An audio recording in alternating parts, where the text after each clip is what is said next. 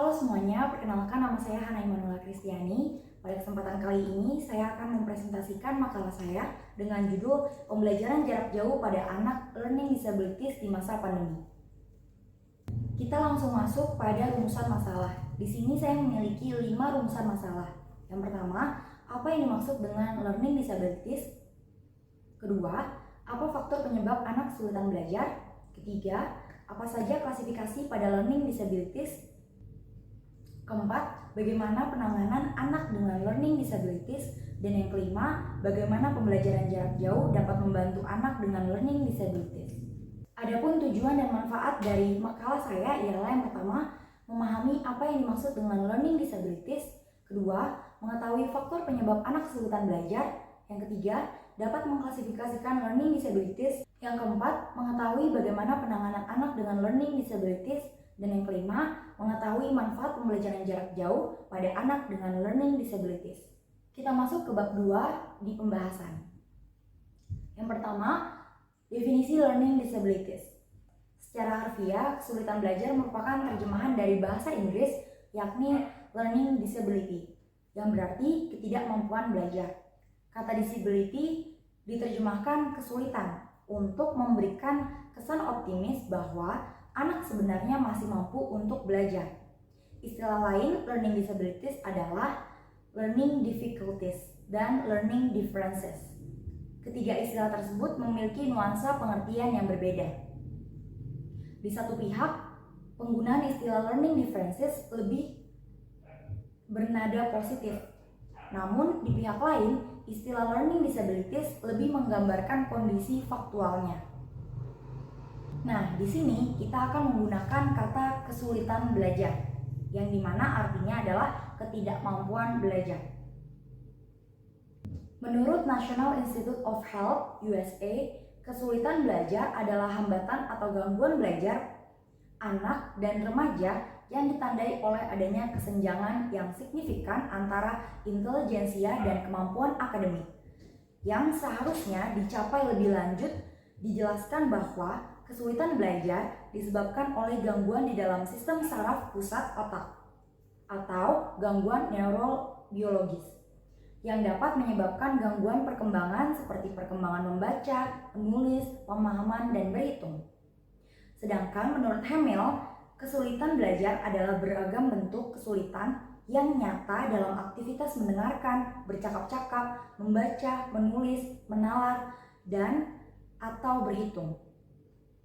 Gangguan tersebut berupa gangguan intrinsik yang diduga karena adanya disfungsi sistem saraf pusat. Kesulitan belajar bisa terjadi bersamaan dengan gangguan lain, misalnya gangguan sensoris, hambatan sosial, dan emosional, atau juga bisa terjadi bersamaan dengan pengaruh lingkungan, seperti perbedaan budaya atau proses pembelajaran yang tidak sesuai. Gangguan-gangguan eksternal tersebut tidak menjadi faktor penyebab kondisi kesulitan belajar, walaupun faktor tersebut menjadi faktor yang memperburuk kondisi kesulitan belajar yang sudah ada. Nah, dari beberapa definisi di atas, kita dapat menyimpulkan bahwa learning disabilities adalah ketidakmampuan individu yang ditandai dengan gejala di mana anak tidak mampu belajar atau menghindari belajar sehingga hasil belajarnya di bawah potensi intelektualnya. Berikutnya, terdapat beberapa hambatan yang dialami oleh anak dengan learning disabilities. Yang pertama, mengalami gangguan dalam satu atau lebih proses psikologis dasar dan disfungsi sistem saraf pusat atau gangguan neurologis yang dimanifestasikan dalam kegagalan nyata. Yang kedua, siswa mengalami hambatan yang signifikan dalam satu atau lebih proses kognitif. Yang ketiga, hambatan kognitif tidak dapat dikaitkan dengan hambatan lain, keterbelakangan mental, gangguan emosi atau perilaku, gangguan visual, ataupun gangguan lain akibat kendala fisiologis. Yang keempat, hambatan kognitif dapat mengganggu prestasi akademik, sehingga pada taraf tertentu siswa membutuhkan pelayanan pendidikan khusus. Adapun ciri-ciri dari siswa atau anak yang mengalami learning disabilities atau kesulitan belajar. Yang pertama, kesulitan mempertahankan atensi. Kedua, keterampilan membaca yang buruk. Ketiga, strategi belajar dan memori yang tidak efektif. Keempat, kesulitan menyelesaikan tugas yang melibatkan penalaran abstrak. Kelima, kurang pemahaman diri dan motivasi rendah dalam menyelesaikan tugas akademik. Keenam, keterampilan motorik buruk. Ketujuh, keterampilan sosial buruk. Kita masuk selanjutnya kepada faktor penyebab learning disabilities. Ada beberapa penyebab kesulitan belajar yang terdapat pada literatur dan hasil riset dari Harvard 2001, yaitu yang pertama, faktor keturunan atau bawaan. Yang kedua, gangguan semasa kehamilan saat melahirkan atau prematur.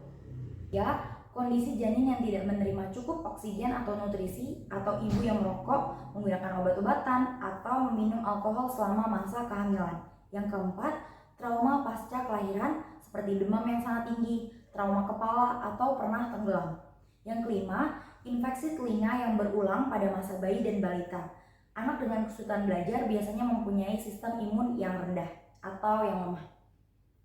Yang keenam, awal masa kanak-kanak yang sering berhubungan dengan aluminium, arsenik, merkuri atau raksa, dan neurotoksin lainnya. Berikutnya saya akan menjelaskan mengenai klasifikasi learning disabilities. Yang pertama, kesulitan belajar perkembangan pra-akademik, dan yang kedua, kesulitan belajar akademik. Jadi, learning disabilities itu dibagi menjadi dua, yakni kesulitan belajar perkembangan atau pra-akademik dan kesulitan belajar akademik. Nah, masing-masing klasifikasi tersebut memiliki klasifikasi selanjutnya. Kita bahas yang pertama, kesulitan belajar perkembangan atau pra-akademik. Terdapat 4 klasifikasi dari kesulitan belajar pra-akademik. Yang pertama, gangguan perkembangan motorik atau gerak, yang dimana gangguan pada kemampuan melakukan gerak dan koordinasi alat gerak. Bentuk-bentuk gangguan perkembangan motorik meliputi motorik kasar atau gerakan melimpah, gerakan canggung, motorik halus atau gerakan jari jemari, penghayatan tubuh, pemahaman keruangan, dan lateralisasi. Kedua, gangguan perkembangan sensorik atau penginderaan, yang dimana gangguan pada kemampuan menangkap rangsang dari luar melalui alat-alat indera. Gangguan tersebut mencakup pada proses penglihatan, pendengaran, perabaan, penciuman, dan pengecapan. Yang ketiga, gangguan perkembangan perseptual atau pemahaman atau apa yang diinderai, yang dimana gangguan pada kemampuan mengolah dan memahami rangsang dari proses penginderaan sehingga menjadi informasi yang bermakna. Bentuk-bentuk gangguan tersebut meliputi gangguan dalam persepsi visual berupa kesulitan memahami objek yang dilihat, gangguan dalam persepsi visual motorik berupa kesulitan memahami objek yang bergerak atau digerakkan, gangguan memori berupa ingatan jangka panjang dan pendek, gangguan dalam pemahaman konsep, gangguan spasial berupa pemahaman konsep ruang. Yang keempat, gangguan perkembangan perilaku, yang dimana gangguan pada kemampuan menata dan mengendalikan diri yang bersifat internal dari dalam diri anak. Gangguan tersebut meliputi ADD atau Attention Deficit Disorder atau gangguan perhatian. Yang kedua, ADHD atau Attention Deficit Hyperactivity Disorder atau gangguan perhatian yang disertai hiperaktivitas. Kita lanjut yang kedua, yakni kesulitan belajar akademik, yang dimana dibagi lagi menjadi yang pertama, disleksia atau kesulitan membaca. Disleksia adalah sebuah gangguan dalam perkembangan baca tulis yang umumnya terjadi pada anak menginjak usia 7 hingga 8 tahun.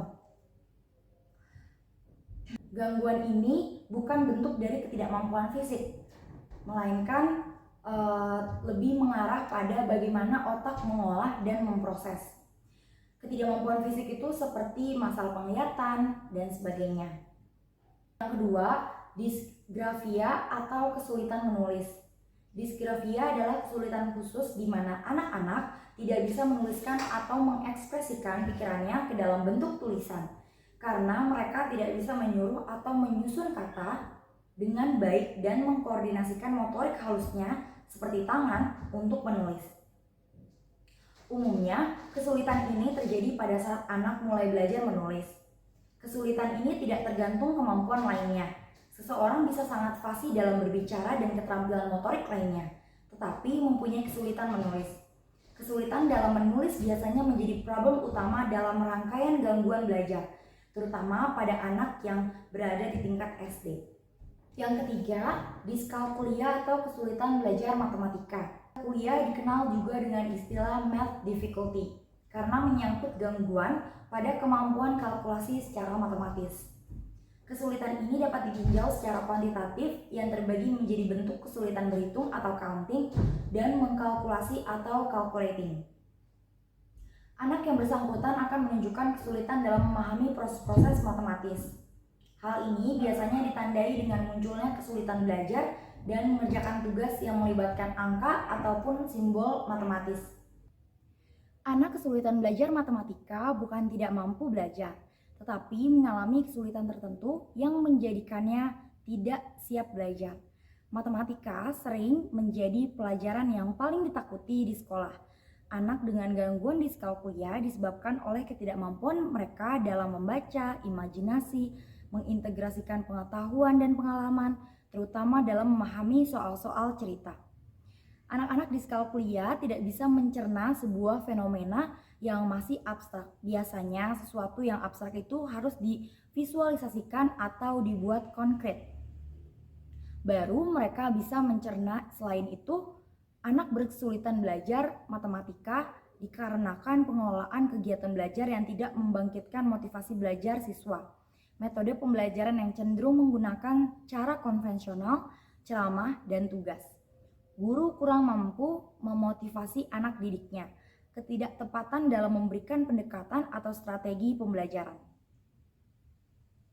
Yang berikutnya, kesulitan belajar bahasa lisan atau dispasia. Dispasia merupakan kesulitan dalam memahami bahasa lisan, dan selain itu kesulitan mengingat hal-hal yang baru saja dikatakan kepadanya. Berikutnya, kita masuk ke penanganan anak learning disabilities. Penanganan anak kesulitan belajar memerlukan kerjasama yang baik, positif dan suportif antara orang tua, guru di sekolah, dan beberapa orang profesional seperti dokter anak, psikiater anak, psikolog, terapis, dan lain sebagainya. Diperlukan upaya yang berkesinambungan untuk melaksanakan penanganannya. Adapun beberapa upaya dalam penanganan anak dengan learning disabilities berdasarkan klasifikasinya sebagai berikut. Yang pertama, mengatasi anak yang mengalami disleksia. Menggunakan 3 metode. Yang pertama, metode multisensori. Dengan metode yang terintegrasi, di sini anak akan diajarkan mengeja tidak hanya berdasarkan apa yang didengarnya lalu diucapkan kembali, tetapi juga memanfaatkan kemampuan memori visual atau penglihatan seperti taktil atau sentuhan. Dalam prakteknya, mereka diminta menuliskan huruf-huruf di udara dan di lantai, membentuk huruf dengan lilin atau plastisin, atau dengan menuliskannya besar-besar di lembaran kertas. Cara ini dilakukan untuk memungkinkan terjadinya asosiasi antara pendengaran, penglihatan, dan sentuhan, sehingga mempermudah otak bekerja dengan mengingat kembali huruf-huruf. Nah, yang kedua, membangun rasa percaya diri. Gangguan disleksia pada anak-anak sering tidak dipahami dan diketahui dalam lingkungannya, termasuk orang tuanya sendiri. Akibatnya mereka cenderung dianggap bodoh dan lamban dalam belajar karena tidak bisa membaca dan menulis dengan benar, seperti kebanyakan anak-anak lain. Oleh karena itu, mereka sering dilecehkan, diejek, ataupun mendapatkan perlakuan negatif. Sementara kesulitan itu bukan disebabkan kemalasan. Alangkah baiknya jika orang tua dan guru peka terhadap kesulitan anak. Dari situ dapat dilakukan deteksi dini untuk mencari tahu faktor penghambat proses belajarnya. Setelah ditemukan, tentu bisa diputuskan strategi yang efektif untuk mengatasinya. Mulai dari proses pengenalan dan pemahaman yang sederhana hingga permainan kata dan kalimat dalam buku-buku cerita sederhana. Jadi di sini saya permudah lagi yang dimana orang tua sangat berperan besar dalam membangun rasa percaya diri anak. Bagi anak gangguan disleksia, orang tua dapat membacakan buku-buku cerita sederhana atau pengenalan menggunakan permainan kata seperti yang tadi telah dijelaskan. Yang ketiga, menggunakan terapi. Saat anak-anak diketahui mengalami gangguan disleksia, patut diberikan terapi sedini mungkin, seperti terapi mengulang dengan penuh kesabaran dan ketekunan untuk membantu si anak mengatasi kesulitannya. Anak-anak yang mengalami disleksia sering merasakan tidak dapat melakukan atau menghasilkan yang terbaik seperti yang mereka inginkan. Oleh sebab itu, guru-guru di sekolah seharusnya bisa melakukan beberapa cara untuk membantu anak-anak tersebut, seperti menggunakan alat tulis, berbagai warna untuk menulis kata yang penting, memberikan waktu istirahat selama 10 menit dari setiap 20 menit belajar membaca, memberikan waktu lebih saat menulis dan membaca. Atau guru juga dapat memberikan soal atau tulisan dengan ukuran huruf yang lebih besar agar terlihat jelas dan dapat menarik perhatian mereka. Intinya, anak-anak penderita disleksia perlu diberikan kesempatan yang sama dengan anak-anak lainnya, karena mereka juga memiliki potensi besar dan anak-anak itu butuh perhatian khusus. Nah, yang kedua, mengatasi anak yang mengalami disgrafia. Ada beberapa hal yang bisa dilakukan orang tua untuk membantu anak dengan gangguan ini. Di antaranya yang pertama, pahami keadaan anak. Sebaiknya pihak orang tua, guru, atau pendamping memahami kesulitan dan keterbatasan yang dimiliki anak disgrafia. Yang kedua, menyajikan tulisan cetak. Yang ketiga, membangun rasa percaya diri anak.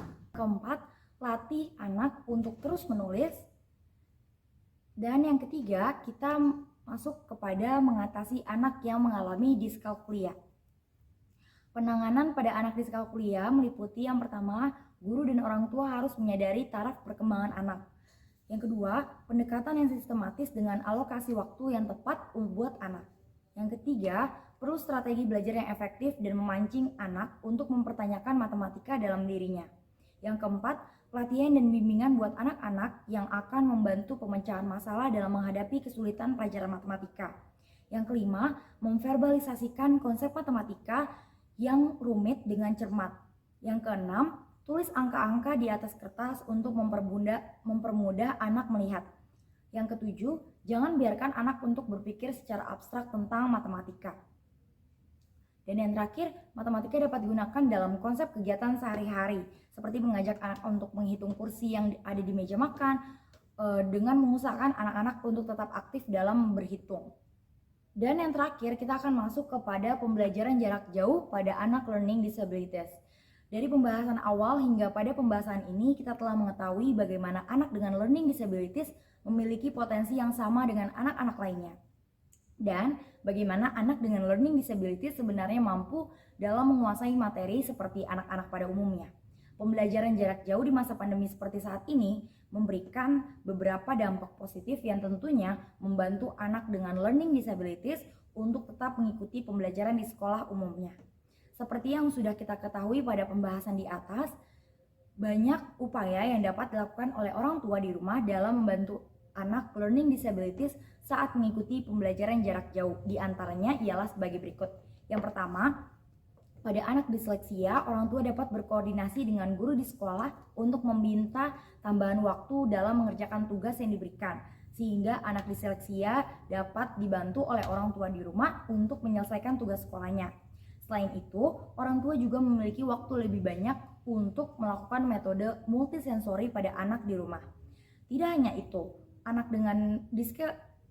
dengan disleksia dapat mengurangi pertemuan dengan teman-teman di sekolahnya, sehingga dalam proses perkembangannya ia dapat lebih percaya diri belajar mengenali huruf, terlebih dibantu oleh orang tuanya di rumah. Kegiatan pembelajaran jarak jauh juga membantu orang tua untuk lebih mengenal potensi pada anak dan mengenali potensi perkembangan anak tersebut. Lalu tidak lupa orang tua di zaman seperti saat ini mampu berkoordinasi dengan guru di sekolah. Berikutnya, tidak hanya pada anak disleksia saja, namun pada anak yang mengalami disgrafia tentu terbantu dengan adanya pembelajaran jarak jauh seperti saat ini. Mereka mampu berlatih menulis dengan orang tua di rumah tanpa perlu merasa bersaing dengan teman-temannya. Selain itu, pada saat kegiatan belajar, anak dapat dibantu oleh orang tuanya sehingga mampu mengikuti pembelajaran dengan baik. Sama halnya dengan anak disleksia maupun disgrafia. Anak dengan diskalkulia pasti merasa sangat terbantu dengan keberadaan orang tua mereka yang mampu membantu mereka saat proses pembelajaran jarak jauh di rumah. Orang tua turut memperhatikan dan segera mengetahui apabila anak merasa bingung atau kesulitan dalam memahami matematika. Bagi orang tua di rumah yang sibuk pada kesibukannya masing-masing, namun tidak sedikit orang tua yang memberikan guru private atau mentor untuk anak-anaknya di rumah. Terkhusus bagi anak dengan learning disabilities, mereka sangat tertolong dengan keberadaan seorang pembimbing saat pembelajaran jarak jauh berlangsung. Saya akan masuk ke bab 3 yakni penutup. Saya memiliki kesimpulan yakni learning disabilities atau kesulitan belajar adalah istilah untuk mereka yang mengalami gangguan atau hambatan dalam hal memahami dan mempelajari sesuatu. Learning disabilities disebabkan oleh faktor internal maupun eksternal. Faktor internal diantaranya gangguan neurologis atau disfungsi otak dan psikologis, serta faktor eksternal diantaranya lingkungan tempat tinggal. Klasifikasi kesulitan belajar diantaranya disleksia, yaitu kesulitan membaca, disgrafia, kesulitan menulis, dan diskalkulia, kesulitan berhitung. Anak yang mengalami kesulitan belajar ini perlu dapat bimbingan dan penanganan khusus. Mereka bukanlah tidak bisa belajar, namun hanya membutuhkan perhatian lebih serta bimbingan untuk mengatasi kesulitan yang mereka alami. Peran keluarga khususnya orang tua serta guru sangat dibutuhkan untuk mengarahkan mereka agar bisa seperti layaknya anak normal lain, serta dapat menjalani kehidupannya di lingkungan masyarakat dengan baik. Lepas dari sisi negatif dan positif, kegiatan pembelajaran jarak jauh tentu membantu bagi anak-anak dengan learning disabilities. Banyak sekali cara yang diusahakan agar anak-anak tetap mampu mengikuti pembelajaran seperti di sekolah pada umumnya. Setiap anak memiliki kemampuan masing-masing yang membuat mereka berbeda. Begitu juga anak kesulitan belajar. Mereka memang memiliki perbedaan dengan anak lainnya, tapi mereka tetaplah anak-anak yang membutuhkan kasih sayang, perhatian, serta perlakuan yang sama. Dalam hal memperlakukan anak kesulitan belajar, janganlah menganggap perbedaan mereka menjadi hal yang negatif, sehingga mereka merasa terkucilkan. Anak kesulitan belajar memiliki potensi serta kelebihan dan juga bakat-bakat di samping kekurangan mereka. Memperhatikan serta membantu mengembangkan bakat anak kesulitan belajar adalah hal yang perlu dilakukan untuk membangkitkan kepercayaan diri dan mengaktualisasikan diri mereka. Sekian yang dapat saya sampaikan, kurang lebihnya mohon maaf. Terima kasih.